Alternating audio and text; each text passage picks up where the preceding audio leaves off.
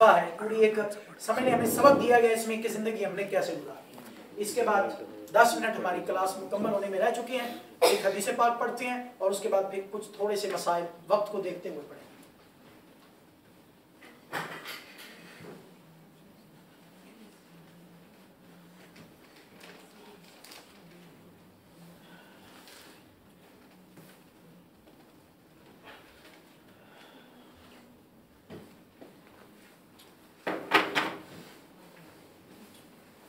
पिछले सबक में, पिछली क्लास में हमने हदीस पाक याद की थी, इन्नमल आमालु बिन्निय्यात, कि बेशक आमाल का दारोमदार नीयतों पर। आज हम एक और हदीस पाक याद करते हैं।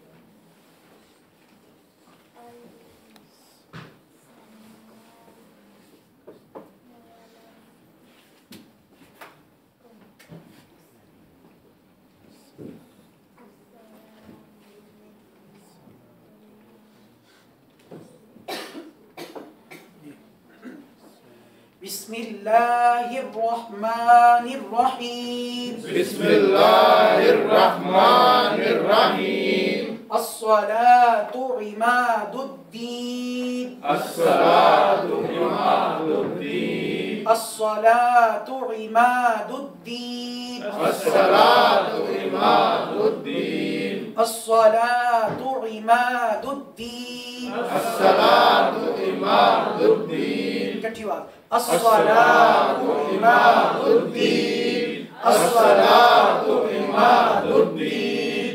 अस्सलातु इमादुद्दीन। अस्सलातु इमादुद्दीन। अस्सलातु इमादुद्दीन।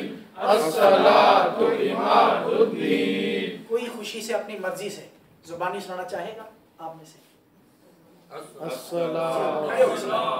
जी, जो एक बंदा पहले कोई भी अपनी खुशी से खड़ा होकर सुनाए। अस्सलातु इमादुद्दीन। जी माशाल्लाह। खवातीन में से कोई सुनाना चाहे? जी अस्सलातु इमादुद्दीन। माशाल्लाह। सलात का मतलब नमाज, अस्सलातु नमाज, और इमाद का मतलब सतून, दीन का मतलब दीन, नमाज दीन का सतून है। क्या मतलब? आप देख रहे हैं ये छत, ये सतून दरमियान में लगे हुए हैं, इन सतूनों पर ये छत खड़ी है। तो सतून की अहमियत आपके सामने है। अगर ये दीवारों को और सतूनों को निकाल दिया जाए तो बोले ये छत खड़ी रहेगी? ये छत कायम रहेगी? नहीं। तो वह ये छत कायम क्यों है? दीवारों की वजह से और सतूनों, पिलर्स की वजह से है, सतूनों की वजह से। तो गोया इसी मिसाल को सामने रखते हुए हुजूर ने हमें नमाज की अहमियत बता दी। फरमाया नमाज दीन का सतून है। दीन एक बिल्डिंग है, एक इमारत है, एक छत है, तो उसका दारोमदार किस पर है? नमाज पर है। बल्कि पूरी हदीस पाक यूं है, फरमाया मन अकाम सलात फ़क़द अकाम दीन व मन हदमहा फ़क़द हदम दीन। जिसने नमाज को कायम किया उसने दीन को कायम किया, जिसने नमाज को गिरा दिया गोया उसने दीन की इमारत को गिरा दिया।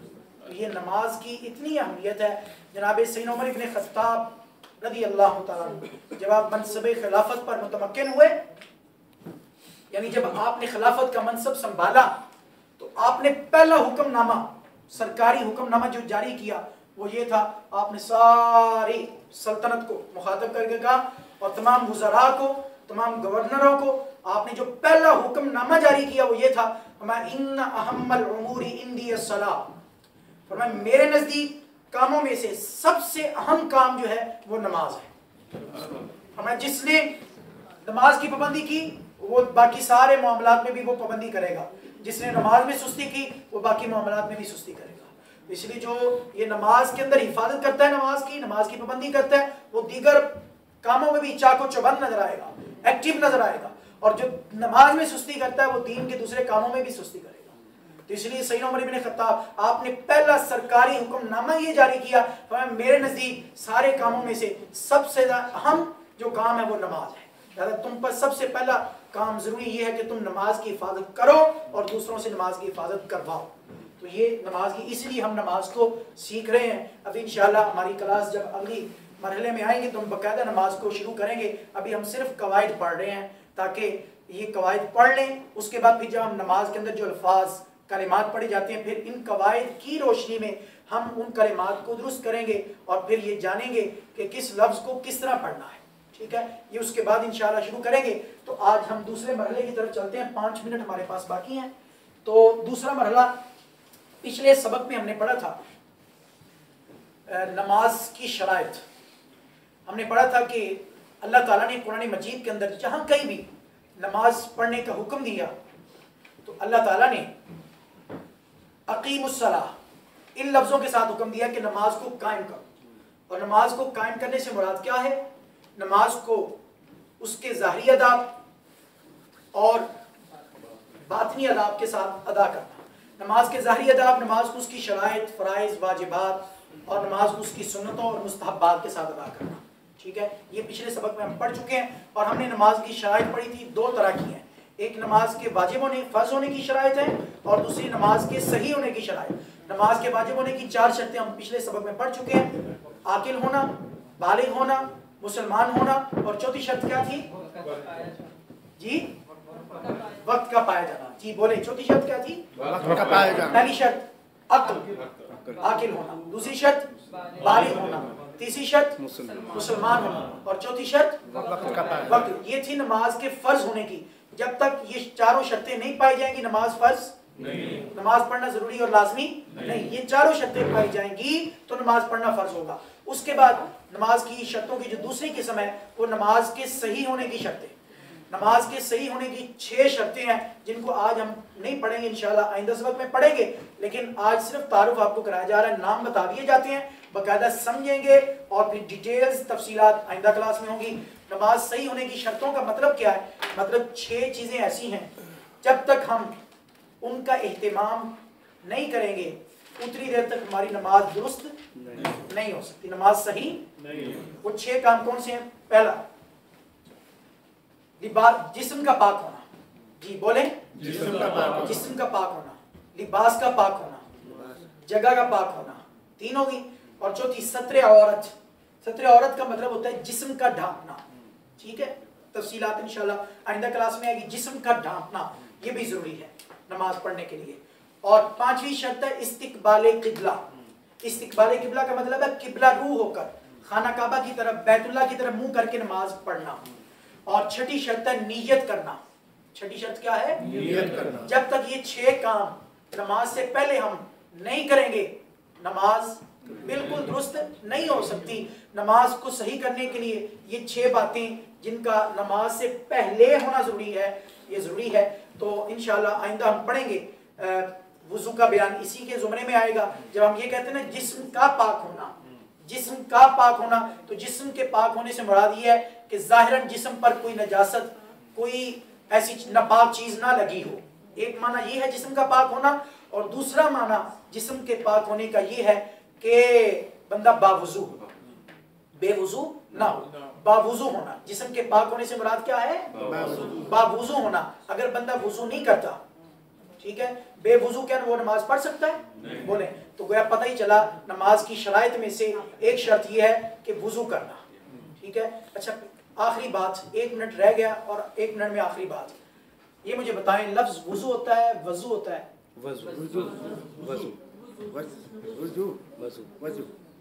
جی چلیں آگے بھی اصلاح کرتے ہیں ہم، اور حرکات کا سبق ہم پڑھ چکے ہیں۔ یہ دیکھیں، یہ آخری بات ہے ہماری آج کے سبق۔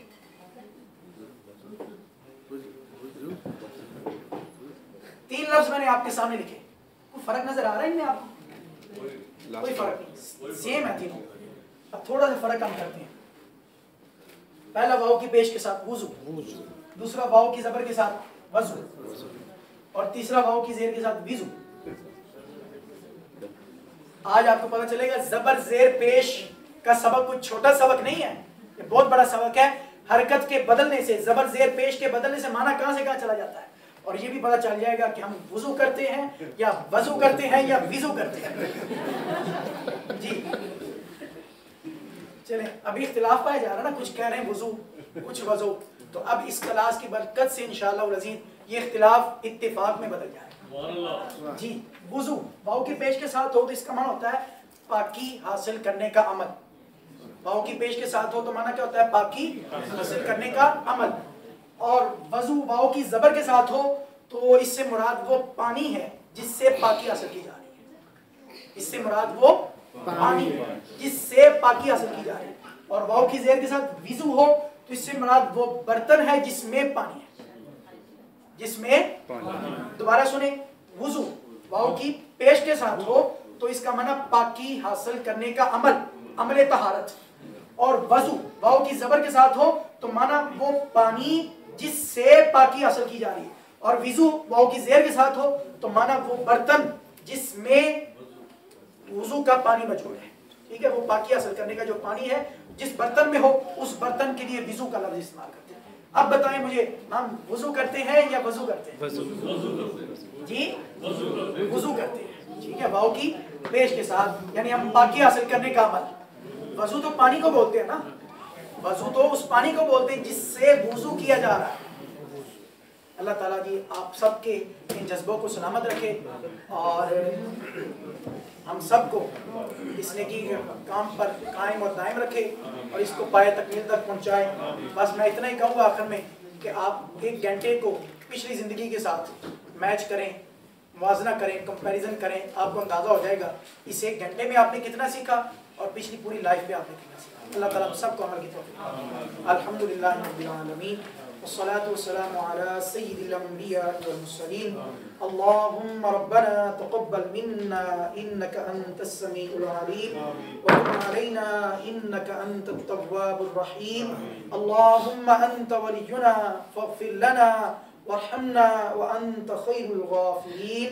وصلى الله تعالى على حبيبه خير خلقه سيدنا ومولانا محمد وآلہ وأصحابہ اجمعین برحمتک یا. آج کا لیکچر جو ہے وہ ریٹن شیپ میں موجود ہے, جو آپ لینا چاہیں سارا لکھا ہوا باقاعدہ موجود ہے.